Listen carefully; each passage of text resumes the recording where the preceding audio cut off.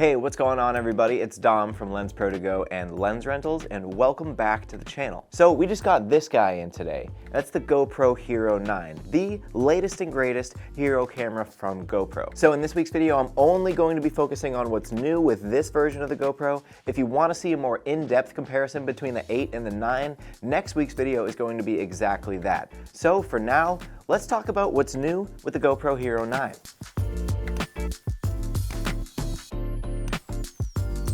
So actually, to start off, I'm going to talk about what's not new with the Hero9. We're seeing the same built-in mount on the bottom that was introduced with the Hero8. The power button and recording buttons are in the same place. The battery and micro SD slot are oriented in the same way. And internally, we still don't have any frame rate options past 240. And spoiler alert, but probably not even, it still doesn't really perform well in low light. Lastly, it also seems that app connectivity with the GoPro 9 is basically the same as any other. And in the app, you still can't preview while the GoPro is recording. Okay, so the things that haven't changed are out of the way. Now let's move on to the new stuff. So the first thing that's really easy to notice, especially if you have the 8 and 9 right in front of you, is the size. The Hero9 is a bit wider, thicker, and a tiny bit taller than the Hero8, which also means that this rear LCD is a bit larger too. So you won't necessarily know just by looking at it, but this lens housing actually comes off. And that's for when you're using the new Max mod on the camera. I don't have the Max mod with me today, so I'll just talk about it briefly, but it sort of seems like GoPro is trying to grab some of the characteristics of the GoPro Max 360 and incorporate them into the Hero9 in a more modular way. So Max mod aside, this is big in and of itself because previously, if you cracked the lens on your GoPro, that pretty much rendered it unusable. So now, you're just one spare part away from a perfectly shootable GoPro again if you happen to crack the lens housing. Also, for the lens itself, just by looks, it seems like it's been reworked a bit, but there's not much information on how it's different. So the most obvious new physical feature of the GoPro Hero9 is this front-facing LCD screen. So this is not another touchscreen, it's just for monitoring, and it defaults to the centered view of the frame, but you can change it to full frame or just status display mode. So a vlogging screen is nice and all, but I know serious GoPro shooters are going to be really excited about this, and that's the new, larger battery that the GoPro 9 takes. GoPro says that this gives you 30% more battery life, and that is really, really significant.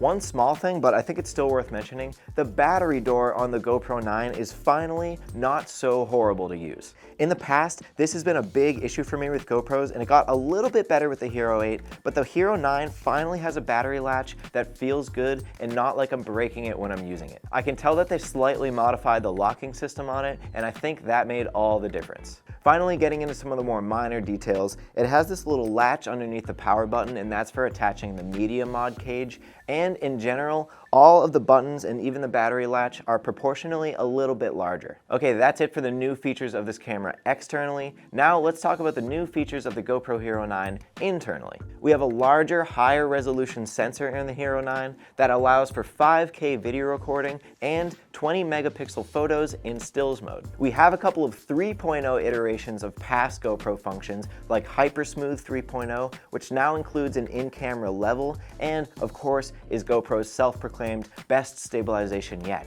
I'd hope so. The other 3.0 in this conversation is Time Warp 3.0, which now allows the user to set a slowdown point in the middle of a hyperlapse recording. Now next is a program that's totally new to any GoPro camera, and that's the hindsight feature. This is otherwise known as cache recording, and the GoPro Hero9 offers this in 15 or 30-second pre-roll options. In my opinion, this could be hugely helpful, especially considering the type of shooting that GoPros are normally used for. This makes perfect sense and I think was an awesome idea by GoPro. One thing to remember about this though, and I'll probably go over this in my review video, is that while this is happening, the camera is technically recording. So I would be wary of using this mode when cautious of low battery or overheating. Okay, last internal thing that's new to the GoPro 9, and I'm gonna try not to rant about this, but no promises. You can finally stream from this camera in an intuitive way, and if you ask me, it's been way too long of a time coming for GoPro to do this. GoPros would make excellent streaming cameras, but up until now, streaming on a GoPro has either been super convoluted or straight up impossible. And year after year, as each new model comes out, I've been getting more and more perplexed as to why they haven't figured this out yet. Now finally, the Hero9 is the first GoPro to have a program specifically made for live streaming to all major streaming platforms. Live streaming was possible possible on the previous models, but it was not very streamlined at all.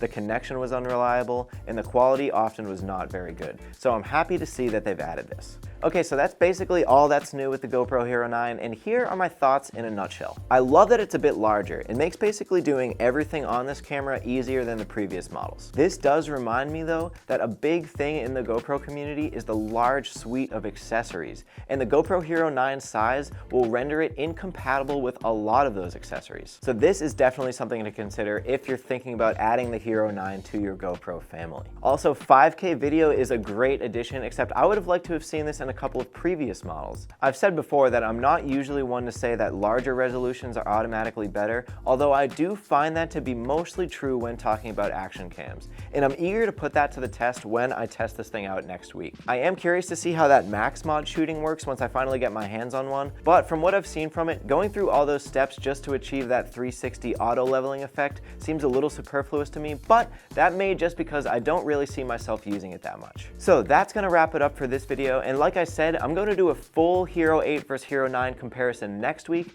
I just wanted to quickly talk about what's new with this camera so you can get an idea of whether or not this version is worth the upgrade for you. So if you like that video, make sure you hit that like button, and in the comment section, tell me what you want to see in next week's Hero 8 versus Hero 9 comparison video. Also, I'll give you a special shout out in next week's video if you come up with a test for next week's comparison video that's totally out of the box for a normal GoPro test. So go wild with that one. And lastly, if you're not already, subscribe to the channel so you can stay tuned in for more of our weekly content. And we'll see you in the next one.